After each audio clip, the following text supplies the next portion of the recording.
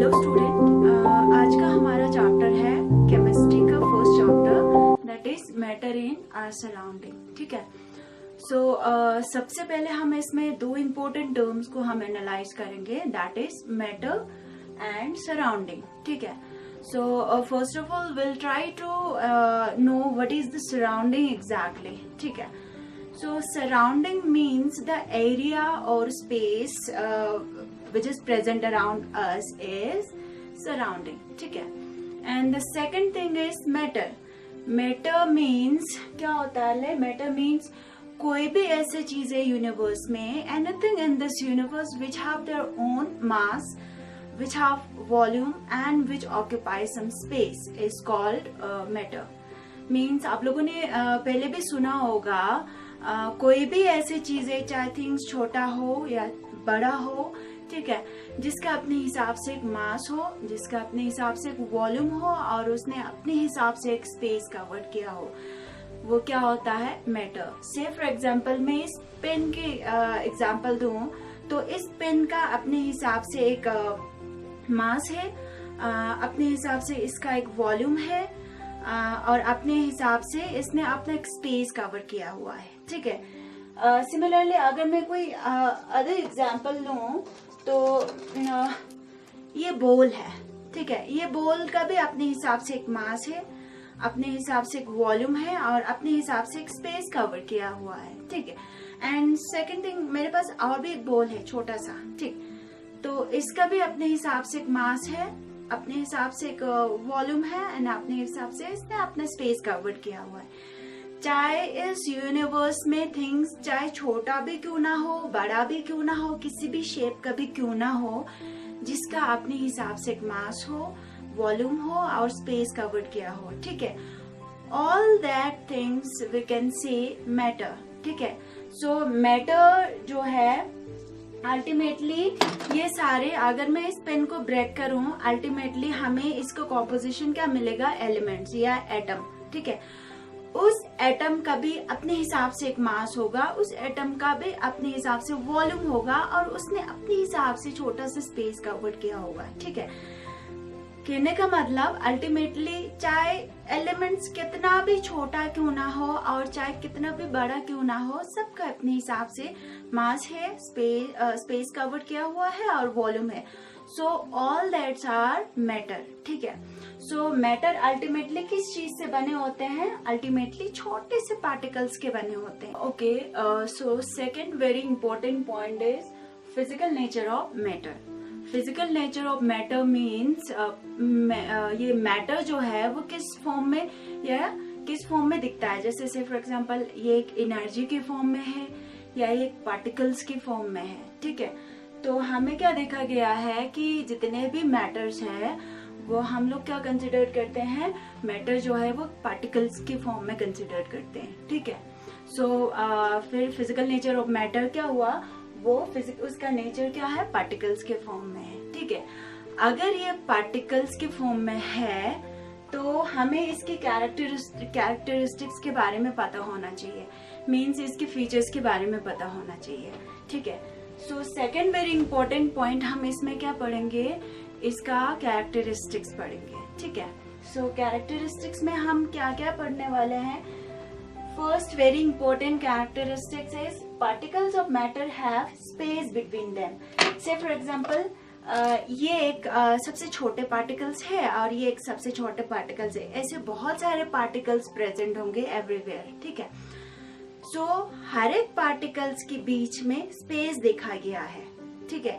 हर एक पार्टिकल जो है वो ऐसे अटैच नहीं देखा गया है, हर एक पार्टिकल्स के बीच में एक स्पेस देखा गया है। ठीक है। सो डिपेंड करता है, चाहे स्पेस बड़ा हो छोटा हो, उस स्पेस के बेसिस पर बाद में इसका स्टेट्स आ जाएंगे। ठीक है। So first very important point is every particles of matter have space between them. ठीक है। And the second very important point is particles of matter are continuously moving in all possible directions. Means आप जरूरी नहीं है जैसे हम assembly पढ़ते हैं इसको इसके पीछे रहना होता है, सबको अपना एक ऑर्डर्ड वे में अरेंज करना होता है। नहीं, ये पार्टिकल जो है अब इनके बीच में स्पेस है, ये सारे पार्टिकल्स रैंडमली मूव करते हैं, चाहे जिस डायरेक्शंस में भी उसको स्पेस मिले वो उसी डायरेक्शंस में मूव करने लगता है, ठीक है। तो कोई यहाँ मूव करता है, कोई यहाँ करता है, कोई यहाँ करता है, कोई यहाँ करता है, एवरी पॉसिबल वे में ये लोग मूव करते हुए रहते हैं, ठीक है। आप जब इनको मूव करने के लिए ऑब्वियसली इनके पास एक एनर्जी होना चाहिए, ठीक है।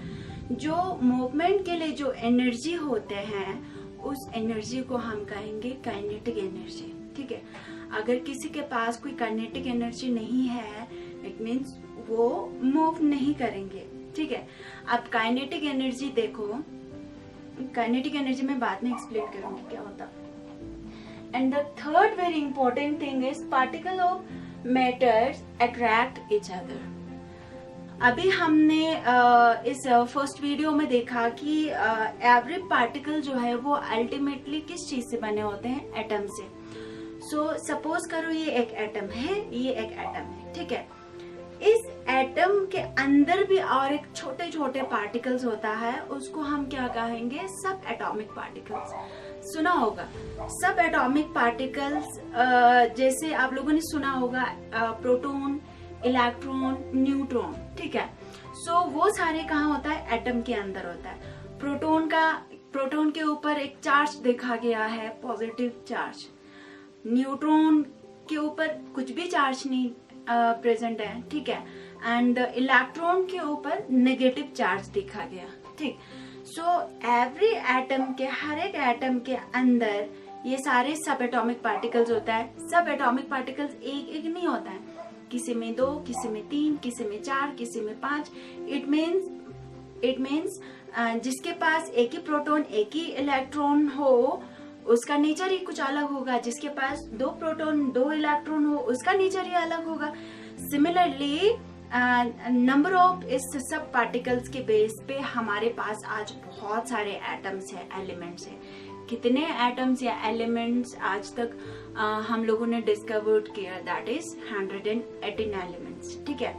अब उस 118 एलिमेंट्स को सीक्वेंस वाइज अरेंज किया हुआ है, atomic number 1, atomic number 2, atomic number 3, ठीक है।